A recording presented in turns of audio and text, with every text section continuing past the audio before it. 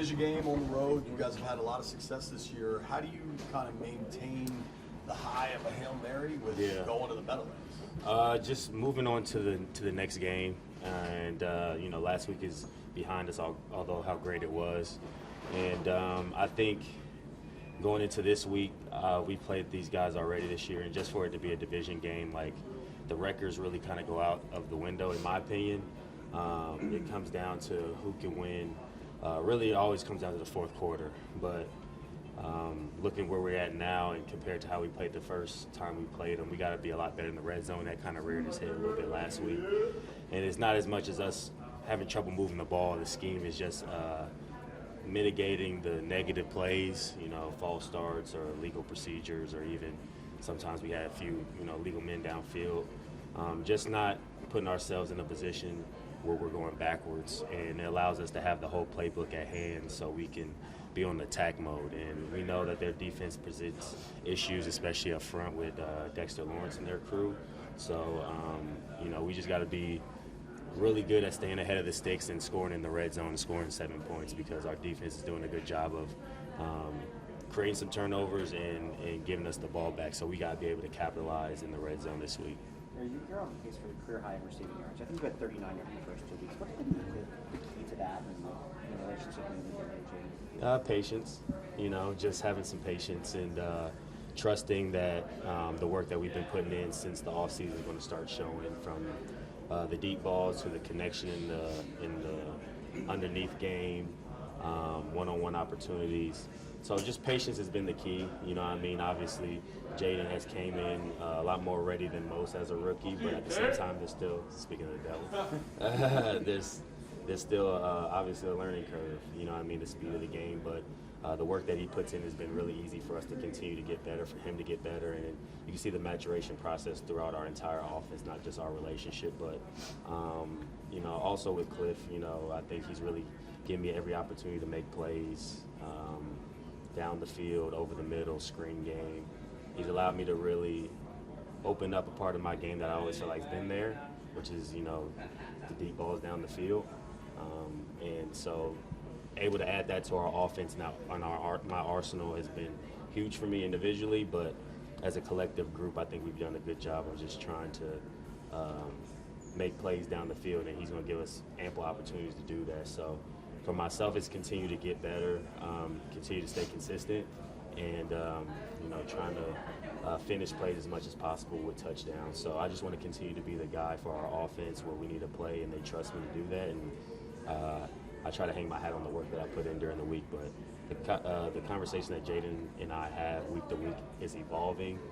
What we're seeing out there, and little intricacies throughout the quarterback-receiver relationship that I really feel like are starting to come to light because of how fast things have progressed for him and I. And so it's been really fun playing with him and the rest of the receiver group that we had, because each week it seems like somebody else is making a play to help us win. So I know it doesn't all fall on me, which is another plus. How have you seen this group come together since week 2? Not so much X's and O's, but Yeah. just closeness. Honestly, I think after that Cincinnati game, and I think we could probably credit a little bit, we spent that week out in Arizona together. So that emotional win on Monday Night Football, we came out in a critical game, and then we spent that whole week together where most times you're going home, you're getting back in your regular routine if you're here, but we were eating together, hanging out together. We were together pretty much throughout the whole entire day outside of practice. So I think that allowed us to build on the camaraderie we built in that game, and is moving forward because of just the closeness we have with one another, the trust that's being built, and the fun environment that DQ's created, where it's competitiveness, but we also have fun really grinding and enjoying each other's company. You see guys in there in the locker room always hanging out, playing cards, playing ping pong, and it's just a really fun environment to be a part of. So when you could couple that with great practices and you go out on the field and you execute at a high level, you're going to have a lot of fun as a football team. I think we're reaping a lot of the rewards of the seeds that we were sowing in the early part of the season, but at the same time, we're only halfway. So we got to continue to figure out ways to get better, and offensively it's being better in the red zone and not shooting ourselves in the foot. But I definitely think that Cincinnati game, we had camaraderie coming into the season. Like, this has been a close team, but I think after that win, spending that week together in Arizona, it really catapulted us going forward. Terry, you guys have had play-bys for the last few years. Yeah, I mean, yeah.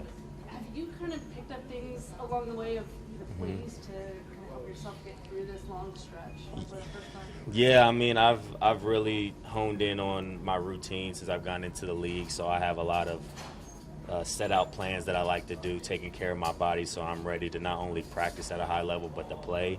And the turnarounds are quick, you know, when you have a late bye week. So there's not really a time to catch your breath. And I think I got to give a lot of credit to DQ. His plan for us as players has been unbelievable for us to not only practice at a high level but be fresh going into game weeks. I think he does a great job of knowing when to take care of us during the week and also push it. And I think it's a big reason as to why we're coming out and having a lot of energy and being fresh. So you got to give credit to him and the coaching staff for knowing that and implementing that for us. But then it's on us as players to take those opportunities where we may get more mental reps than physical reps and making sure we're taking care of our bodies. We have every Thursday where we have time after practice set aside so we can take care of our bodies. And he puts the onus on us as players, and I think we've really taken a hold of that philosophy, and it's worked well for us. So it's just about continuing to put the time in each and every week. You play a game, and then you learn from it and keep doing it. And you look up, and now it's week 9. So we don't really look as to when's our bye week, when's the break. It's just kind of all full go mode. But I think it's a combination of DQ taking care of us, and we have a lot of guys who know what it's going to have to take to be successful during a long season if we want to go where we want to go. Terry, we know that DBs like to chirp sometimes. I have shots from the last game of Banks, a guy I guess who likes to do back and forth with. How do you approach a game like that when you know a DB might chirp a little more and it's going to be running your mouth maybe some of the game? It's fun for me, honestly. Like, I don't go into the game really talking to anybody at all. So if you see me talking, somebody probably said something to me. And I'm the type of guy where I'm just super competitive in the moments. I don't shy away from that. And playing for a guy like DQ, like, he loves that. He loves the dog competitors. And I hang my hat on being one of those kind of guys. But it's more so about my play than the talk. You know what I mean? I try to let my play do the talking, but I can talk too if it comes down to that. So it's just the man in the arena being competitive. You know what I mean? Whoever's I'm going against, I want to win my matchup and help my team win. So I try not to do anything that's going to hurt the team, you know what I mean, at the end of the day, but I'm not ducking smoke from anybody. So it's fun. It's just who I am, you know what I mean? I think other guys see that and they feed off that, and sometimes I could be a little quiet, but I don't know. It's like a switch flips or something. So it's fun. That's why I love football, because it's one of the most team games you can play, but the competitiveness in that arena at the highest levels is you live for those moments. So I want to continue to be that energy, not only for myself but for the team, and whoever's out there. I'm just looking to compete. Which TV is the best trash talker? The best? Yeah. I gotta say Jair Alexander, only for the simple fact, like, he's gonna talk regardless, and I respect it. Like, some guys only talk when they make a play. I'm not gonna name names, but some guys only talk when they make a play. Some guys only talk when they're up.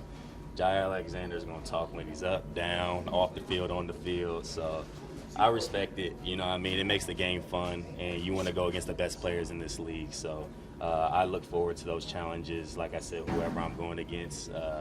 But I don't really start it. I just try to finish it.